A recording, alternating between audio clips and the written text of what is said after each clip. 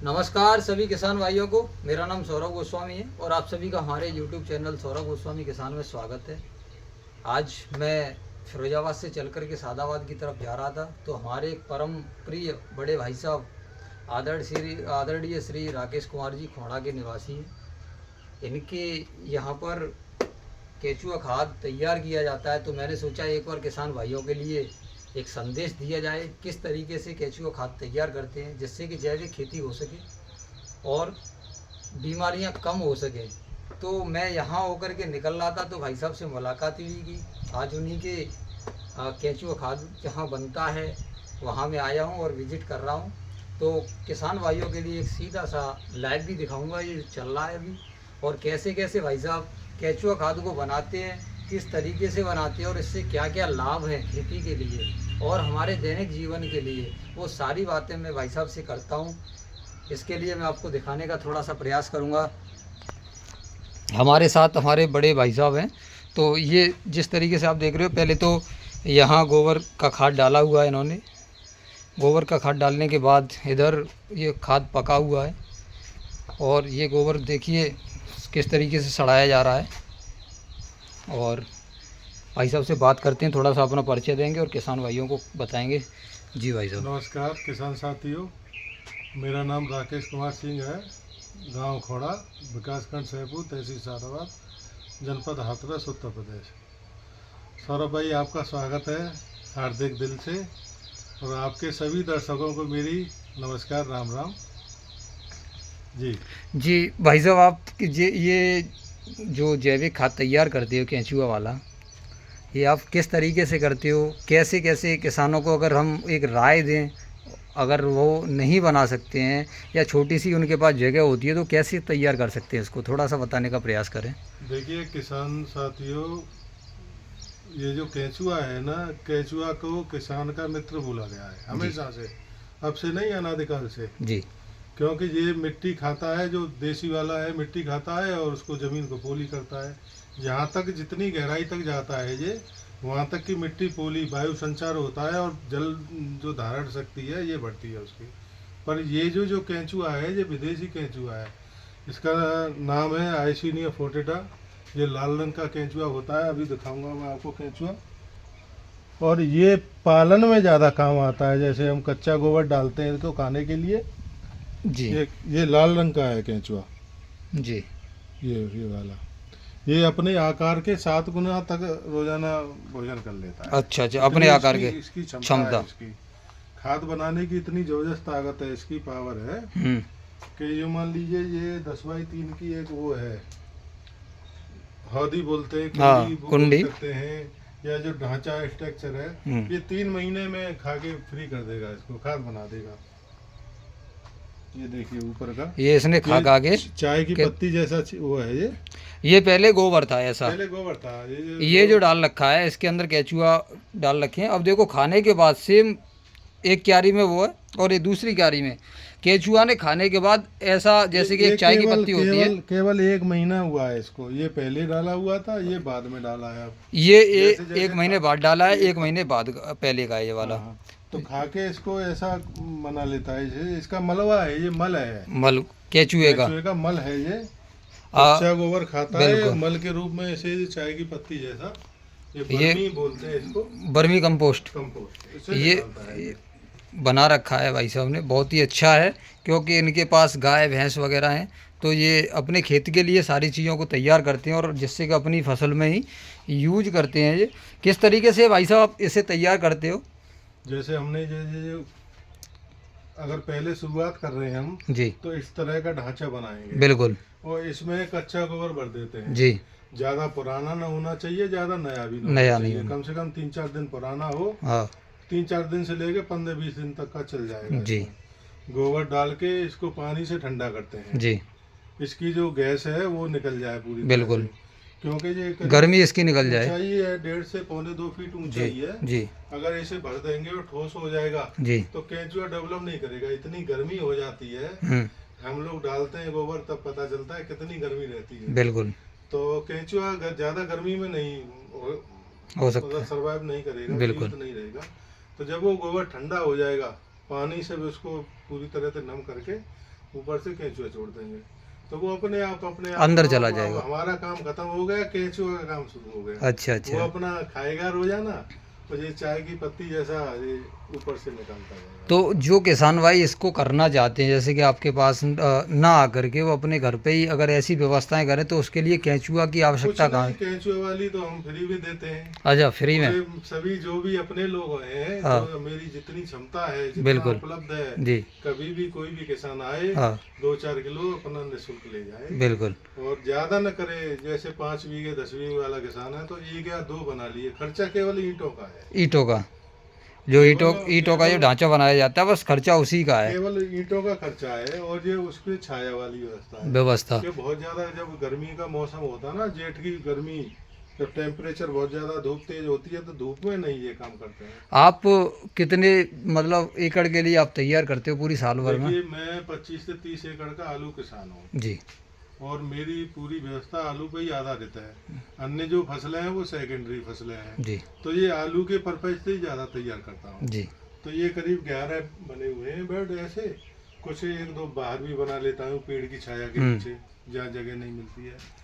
तो इससे कम से कम 300 से 400 बोरे, तो 50 किलो के वजन वाले वो निकल आते हैं मेरे पूरे साल में। अच्छा अच्छा। इस 3 महीने 3.5 महीने में तैयार हो पाता है। फिर इसको भर के भी तो रखते होंगे ना? बोरे में भर के रख देता हूँ। ये इस तरीके से भर के रख दिया है बोरों में। अब ये जब खेत में जरूरत पड़ेगी तो ले जाएंगे। तो इसके अंदर जो केंचुआ होता है फिर वो नीचे निकालना पड़ता है, वो निकलता है बड़ी, उससे यही मेहनत का काम है। हाँ हाँ वही तो मेहनत और टेक्निक का काम यही है कि इससे केंचुआ हम कैसे निकालें। हाँ हाँ हाँ। तो उसके लिए क्या करना पड़ता है? तैयार होता जाएगा जी, तैयार होता जाएगा तो ऊपर से सूखता जाता है, नीचे को नमी होती जाती है, हला के नीचे को चलता जाता है। बिल्कुल। तो धीरे धीरे हल्के हाथों से हम ऐसे करके बटोर लेते हैं। रोजाना का काम है ये। अच्छा। कोई ये ना सोचे कि डाल दिया, डालने के बाद महीने भर फ्री हो गए। ये रोजाना का काम है। इसे बटोरते जाएंगे, इसे भर लेंगे हम। अगर इसमें जो भी 1-2 केंचुआ आ जाता है तो उसको हटा देते हैं। यंत्र भी होते हैं छनाई वाले, मेरे पास छटना है। अच्छा, ज्यादा वो होती है दिक्कत तो उससे छनाई करवा दें। बिल्कुल। तो उससे गीला नहीं चलता है, बिल्कुल पूरी तरह से सूख जाएगा, वो चलेगा। उसके लिए हम ढेर करके वहाँ डाल देंगे अलग जगह जाके। तो उससे जैसे जो नमी खत्म हो जाएगी, छान लेंगे। इससे आपकी फसल पे क्या क्या फायदे मिलते हैं, थोड़ा सा बताएं। फसल तो यूँ मान लिए कि जब से 10-12 साल हो गए करते हुए, पहले इतने गोबर की, बिना गोबर के कोई भी खेती संभव नहीं है। कोई ये सोचे कि हम बिना गोबर के और हवा में ही या वैसे ही अपना फसल उगा लेंगे, तो बिना गोबर के, बिना जानवरों के ये खेती सक्सेस नहीं है। बिल्कुल। जो लोग प्योर फर्टिलाइजर पे डिपेंड है, हर साल बढ़ाते जा रहे हैं, तो केवल उनका खर्चा बढ़ना है, लागत बढ़नी है, मुनाफा नहीं होना है कुछ भी। तो ये मुनाफे के लिए, मिट्टी को जिंदा रखने के लिए ये आइटम बहुत ज़रूरी है। अब इतना गोबर है नहीं, अगर मैं 100 बीघे में डालूं गोबर तो 100 ट्रॉली चाहिए कम से कम। और लोगों के यहाँ वाहन ज़्यादा हैं और जानवर कम है।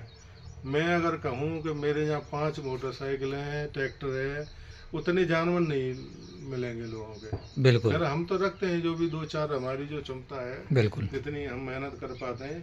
क्योंकि आजकल किसान भी वीआईपी हो गया, गोबर में हाथ नहीं देना चाहता। बिल्कुल सही बात है। क्योंकि गोबर से जिस किसान के बेटे को या किसान की महिला को गोबर से बदबू आने लगे तो वो किसान है ही नहीं। बिल्कुल। तो मान लीजिए अब कहने आजकल लोग फर्टिलाइजर पे ज़्यादा ध्यान देने लगे हैं, तो गोबर की बहुत ज़्यादा आवश्यकता है इसमें। अच्छा। औसत नहीं होगा तो ये केंचुआ भी नहीं होगा और खेती भी नहीं होगी। बिल्कुल। हाँ, इससे ये फायदा है कि हमें उस समय 1 ट्रॉली का बीघा, बड़ी ट्रॉली होती है जो ट्रैक्टर वाली, अगर वो एक डालना है पूरा करके तो इसे कम से कम 5 कुंटल डालना पड़ेगा। अच्छा। एक ट्रॉली में कम से कम 150 कुंटल के करीब गोबर आ जाता है। ये आजकल जो मार्केट में वर्मी कंपोस्ट के नाम से बिकते हैं, वो कहते हैं कि 50 किलो का बैग ही काफ़ी है, ऐसा कुछ। जब आप 5 कुंटल बता रहे हो, यही है उनका, वो वर्मी नहीं होके उनका कंपोस्ट होता है। अच्छा। उसमें 1-2 आइटम हो सकता है कुछ मिलाते हो वो अपना कुछ जो भी है, या कोई वो किसान को दिखे कि हाँ इससे लगाने के बाद मेरी फसल जरा सी, पूरा कूड़ा तो नहीं कहेंगे हम, पूरा कूड़ा होता होगा, तो थोड़ा सा वर्मी भी होता होगा कम। मुझे तो कंपोस्ट ज़्यादा दिखती है। कंपोस्ट में कोई चीज़ वो मिलाते होंगे सेल करने के लिए, पर कीमत भी तो होती है। 300 रुपये 400 रुपये बोरा होता है। बिल्कुल। कई बार तो और भी ज़्यादा कीमत होती है, ब्रांड लेवल और वो लगा लोगों के। अब किसान इतना नहीं कर पाएगा। इसके अंदर भी केचुआ होंगे, केचुआ है, नीचे है। तो मैं सभी किसान भाइयों को बताने का प्रयास करूंगा थोड़ा सा, क्योंकि हम लोग मिर्च के एरिया से भी आते हैं, आलू का एरिया, धान का एरिया है। हमारे यहाँ की जो ब्रज भूमि है, यहाँ पर धान की फसल होती है। आलू की फसल तो राजधानी कहा जाता है, क्योंकि आगरा क्षेत्र राजधानी है फिरोजाबाद। मिर्च का उच्च पैमाने पर बड़े ही स्तर से काम किया जाता है। तो उन लोगों के लिए एक नई खोज की व्यवस्था की है, जिन लोगों को आवश्यकता होती है वर्मी कंपोस्ट की। तो आज मैं आकर के भाई साहब के फार्म हाउस पे आके देखा है।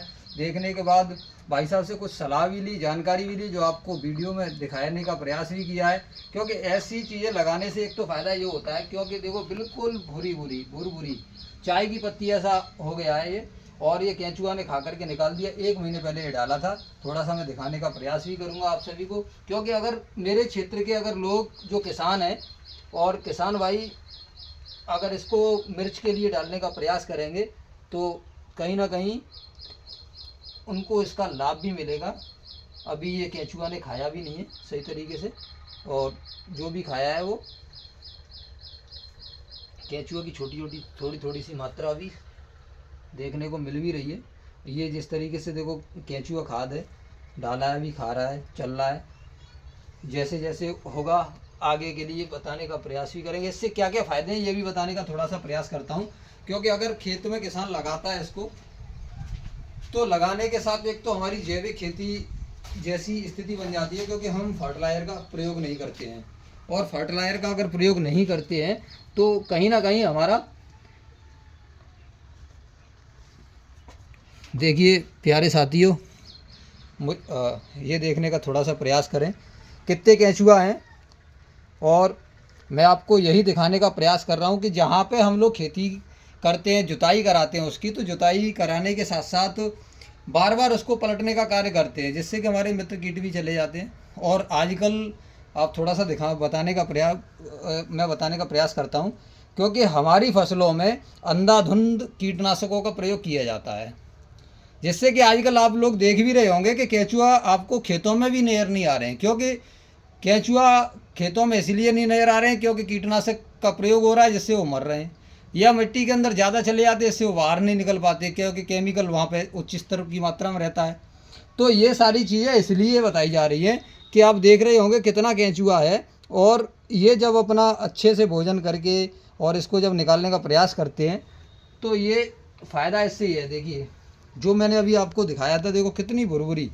तो इसी प्रकार हमारी खेती भी भुरभुरी होगी, और जब खेती भुरभुरी होगी तो उसको पानी की सोखने की क्षमता, जड़ों का ज़्यादा विकास, फुटाव, कहीं ना कहीं वायु का संचार जो उसको चाहिए। आजकल लोग कहते हैं फ़ोन करके कि फसल वहीं की वहीं खड़ी है, 1 महीने की हो गई, बहुत सारे खाद लगा लिए, यूरिया DAP का इस्तेमाल कर लिया, जो भी जिस दुकान वाले ने बताया वो सब चीज़ लगा ली, लेकिन जैसी थी फसल वैसी ही खड़ी है। तो उसका प्रॉपरली यहाँ भाई साहब ने जो दिखाने का प्रयास किया है, क्योंकि ये जिस तरीके से ये फसल है, जिस तरीके से एक गोबर को अलग अलग रेशों में बांटने का काम जिस तरीके से केंचुआ ने किया है, और वही खेत में जाने के बाद केंचुआ अपना कार्य करता है। तो प्यारे किसान भाइयों, पहली बात कि इससे एक तो हमारी फसल अच्छी चलती है, दूसरी बात जैविक खेती जैसा स्थिति बन जाती है, कोई केमिकलों का ज़्यादा प्रयोग नहीं होता है। तीसरी बात ये है कि एक तो पैदावार में कोई ज़्यादा अंतर नहीं आता है केमिकल की अपेक्षा, क्योंकि आप इस तरीके की फसल करो, फसल भी हमारी अच्छी और मजबूत चलेगी। तो मैं मिर्च के किसान भाइयों को लिए बताना चाहता हूँ कि जो तैयारी करते हैं, तो इस तरीके की खाद के लिए अगर आप बनाना चाहते हो तो आप मुझे फ़ोन कर सकते हो 88 64 940 969 पर। और जिसको भी चाहिए भाई साहब ने बता दिया, लेकिन करना पूरी मजबूती के साथ है, ऐसा ना हो कि यहाँ से ले जा करके उसको ख़राब करने का कार्य करें। उन लोगों के लिए सारी सुविधाएं उपलब्ध नहीं है, क्योंकि अगर वो लोग ऐसा करेंगे तो हम उनको नहीं दे पाएंगे। और आगे बनाने के साथ वो भी 4 लोगों में बांटें, जिससे कि आगे इस तरीके की जो भी प्रक्रिया है वो चलती रहे। तो बहुत बहुत धन्यवाद आप सभी का हमारे साथ जुड़ने के लिए। हम और ऐसी नई वीडियो आपके साथ लेके आते रहेंगे। बहुत बहुत धन्यवाद आप भाई साहब का। नमस्कार।